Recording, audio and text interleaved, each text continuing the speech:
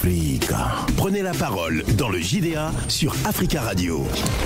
Merci pour vos messages. Vous pouvez intervenir en direct dès maintenant dans le journal des auditeurs en nous appelant au 33 1 55 07 58 00. En Centrafrique, c'est pour bientôt le référendum sur la nouvelle constitution. Ce référendum aura lieu le 30 juillet.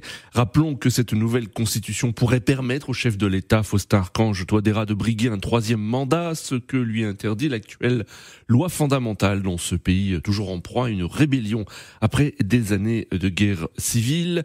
Des milliers de militants du parti présidentiel Mouvement Cœur Uni et d'autres partisans du oui se mobilisent depuis plusieurs jours en faveur de cette nouvelle constitution.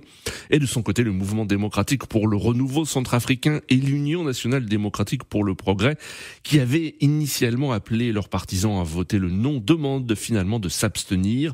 Le bloc républicain pour la défense de la Constitution, de son côté, maintient le mot d'ordre de boycott. Alors que pensez-vous de cette campagne électorale et pensez-vous que les électeurs vont se mobiliser en masse le 30 juillet prochain? Nous attendons vos appels au 33 1 55 07 58 00. Mais avant de vous donner la parole, nous avons le plaisir d'avoir en ligne monsieur Jean-François Akanji Kombe. Bonjour. Bonjour. Bonjour monsieur, merci beaucoup d'intervenir dans le journal des auditeurs. Vous êtes universitaire et vous êtes aussi engagé dans la société civile et politique centrafricaine puisque vous êtes le président du Conseil de résistance et de transition. Alors tout d'abord, quelle est votre position concernant ce référendum, concernant une nouvelle constitution proposée par l'actuel chef de l'État, Faustin-Archange Touadéra? Alors, la position du Conseil de résistance et de transition est très claire et sans ambiguïté. Le référendum qui est organisé par M. Touadéra est une opération pour parachever le coup d'État constitutionnel qu'il a entrepris. Par conséquent, le Conseil de résistance étant là pour résister à ce coup d'État constitutionnel, nous appelons non seulement au boycott, nous appelons à faire échec aux opérations référendaires et par conséquent ce référendum doit être un non-événement, il ne doit pas exister. Il n'a pas existé parce que nous n'avons pas à subir un coup d'État constitutionnel. Je rappelle d'ailleurs que c'est notre constitution, cette constitution que M. Touadéra veut changer, qui appelle les citoyens à s'unir pour faire échec à l'autorité illégitime lorsqu'il est entrepris un coup d'État comme celui-ci. Donc vous parlez de coup d'État constitutionnel. Vous avez vous pensez que le président Touadéra a vraiment l'intention de rester au pouvoir encore plus longtemps? Au stade où nous en sommes, il ne s'agit plus simplement d'intention. Il s'agit d'une volonté qui a été affirmée. Il l'a prononcée de sa propre bouche et ses conseillers ne cessent de dire que le tableau sera effacé et donc on reviendra à zéro, ce qui veut dire que il peut poursuivre son mandat jusqu'au terme de sa vie éventuellement. Donc ceci ne fait plus aucune ambiguïté. Il n'y a plus aucune ambiguïté là-dessus. Et puis d'ailleurs le dispositif qui a été mis en place, le texte de ce qu'ils appellent constitution, est fait d'ailleurs pour cela. Il fait sauter le verrou pour que M. Touadéra se maintienne juste pour un pouvoir à vie. Il élimine par la même occasion la concurrence puisque est introduite dans cette constitution, sont introduites des dispositions relatives à la citoyenneté et à la participation aux élections dans ce pays. Ne peuvent désormais y participer et exercer des hautes fonctions publiques que les personnes qui sont centrafricains de souche, centrafricains d'origine, on veut bien savoir ce que cela veut dire, et qui n'ont que la nationalité centrafricaine, alors que nous savons très bien par tradition dans ce pays que la plupart des hommes politiques, et d'ailleurs Touadéra lui-même, dans sa propre famille, sont des binationaux.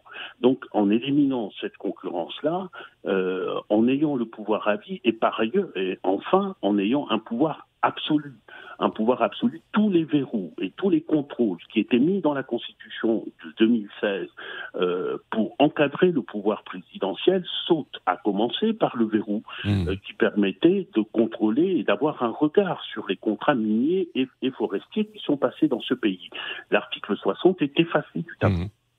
Donc nous avons une volonté de pouvoir à vie, d'un pouvoir absolu et sans concurrence aucune. Si ce n'est pas un coup d'État, il faut trouver un mot sans doute plus fort que le coup d'État pour le décrire. Et dans un pays où les enjeux ne sont pas ceux-là, Oui. les enjeux sont des enjeux élémentaires.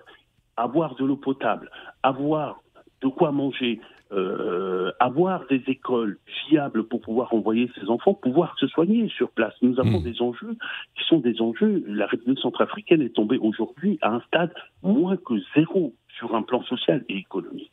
Et ce dont je parle là, c'est la souffrance quotidienne des Centrafricains. Au lieu de s'occuper de cela, on leur pond un texte qu'on appelle Constitution pour le bénéfice d'un seul, oui. et avec le gros mensonge qui consiste à dire que cette Constitution va changer la vie des Centrafricains. Depuis quand Oui. la Constitution a changé la vie d'un peuple? Alors, pensez-vous quand même que les électeurs vont se mobiliser en masse le 30 juillet prochain, puisque les partisans du oui se mobilisent depuis plusieurs jours en faveur de cette nouvelle Constitution? Ce que vous appelez les partisans du oui, moi je les appellerais partisans du oui si ces personnes disposaient de la liberté, si ces compatriotes choisissaient librement d'aller voter oui, s'ils choisissaient en conscience d'aller voter oui. Aujourd'hui, il y a une forte pression, des menaces, notamment les fonctionnaires qui sont en province et à Bangui, on les a obligés à cotiser pour financer cela. On les oblige à aller voter sous peine de sanctions. Oui. Et un certain nombre d'autres sont payés pour aller voter.